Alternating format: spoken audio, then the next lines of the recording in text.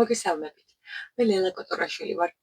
დღეს უნდა გაგაცნოთ რიგით მე-12 წიგნი თანამედროვე ქართველი ავტორის კატრი ჯავახიშვილის საყმაწვილო რომანი „სიყვარულით ელი“, რომელიც გამოსცა სულაკაურის გამომცემლობამ.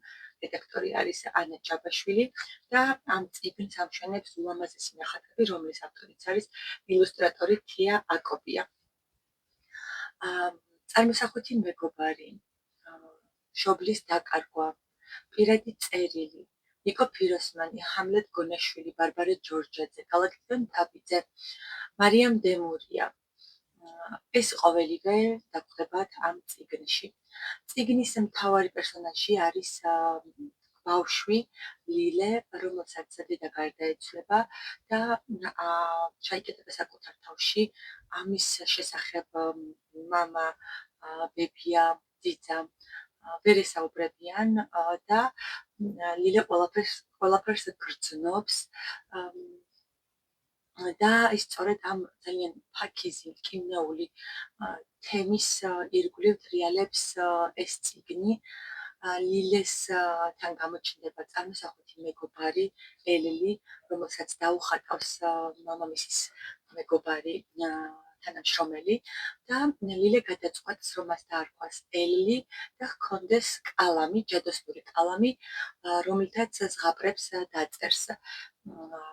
შემდეგ უკვე ლილე აღმოჩნდება ელისთან ერთად სხვადასხვა ზღაპარში, სადაც ეცნობიან მათ თანატოლ პერსონაჟებად შემოყვანილ ჰამლეტ გონაშვილს, ნიკო ფიროსმანსა და გალაქტიონ ტაბიძეს, როდესაც ისინი პატარა ბიჭები იყვნენ და შემდეგ შეხვდებიან ბარბარე ჯორჯაძეს და მარიამ დემურიას ბოლოს. ეს წიგნი საინტერესო არის იმ თვალსაზრისითაც, რომ ბავშვების ცნობიერებას ამაღლებს საზოგადო მოღვაწეების შესახებ და ბავშვები, როდესაც მათ თანატოლად შემოყვანილ პერსონაჟებს ეცნობიან, კიდევ უფრო დაუვიწყარი ხდება მათთვის ნიკო ფიროსმანი თუ ჰამლეტ გონაშვილი. ამ წიგნის შესახებ ძალიან საინტერესო გაკვეთილი დავგეგმე, მაგალითად აი ასეთი ნახატები დავხატე. ეს არის ჰამლეტ გონაშვილი, ერთ-ერთ დილას, გალაქტიონ ტაბიძე, ბარბარე ჯორჯაძე, პუბლიცისტი, მწერალი და ქალთა უფლებების დამცველი და გალაქტიონ ეს არის ფიროსმანი, ნიკო ფიროსმანი და თითოეული მათგანი შესახებ მინი ლექციით ვესაუბრე მნიშვნელოვანი ბიოგრაფიული ცნობები. შემდეგ კიდევ საკითხავ წიგნად შევთავაზე ჩემს მეხუთე კლასელებს, ასევე ჩემმა კოლეგებმა, ქართულის მასწავლებლებმა პარალელურ კლასელებს წააკითხეს და შემდეგ მაგალითად პარალელურმა კლასმა ლეილა მასწავლებლის თხოვნით პირადი წერილები მისწერა ჩემს მოსწავლეებს. ამავე დროს მახსოვს კიდევ ერთი გაკვეთილი დავგეგმე, ეს იყო ბარბარე ჯორჯაძეს შთაგონებით, სხვადასხვა სახეობის ხილი მოიტანეს ბავშვებმა და თვალზე აკრულები ერთმანეთს ასინჯებდნენ და უნდა გამოეცნოთ რომელი ხილი იყო და ამგვარად გემოები სამყაროში ვიმოგზაურეთ, როგორც ეს ლილემ და ელიმ მოახერხეს წიგნში. ძალიან საინტერესო გზავნილები არის წიგნში, მაგალითად ის, რომ უფროსებს ხშირად ბავშვების არესმით, ის, რომ მაგალითად გულისწყმერი ადამიანების დახმარებით ნელ-ნელა სხვანაირ ფიქრს ვსწავლობთ მშობლები და ეს აუცილებელია. ასევე მაგალითად ის, რომ უნდა მოусმინოთ სამყაროს, რომ ასევე ყველა ადამიანი ერთნაირი არ არის.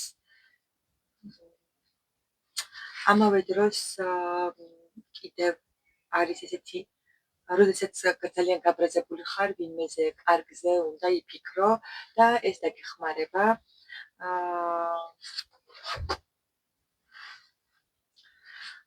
მარიამ დემურიასთან ბავშვები ეცნობიან წიგნებს, რადგან მას ჰქონდა ბიბლიოთეკა თავის თანატოლებისთვის და მარიამ დემურია ეუბნება ლილესა და ელის, რომ ადამიანების საიდუმლოებებია წიგნებში დამალული და თითოეული წიგნი ამ საიდუმლოს გასაღებია. ასევე ყველაფერი, ისიც გვეშინია, რაც არ გამოგვდის, რაც ვერ პოულობთ, წერია წიგნებში. და ძალიან საინტერესო რჩევას აძლევს მარიამი ბავშვებს.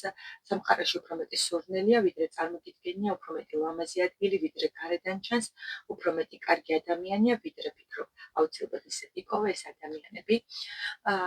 წიგნი გამოირჩევა ულამაზესი მხატვრული სამყაროთი და ძალიან ლამაზი ქართულით არის დაწერილი.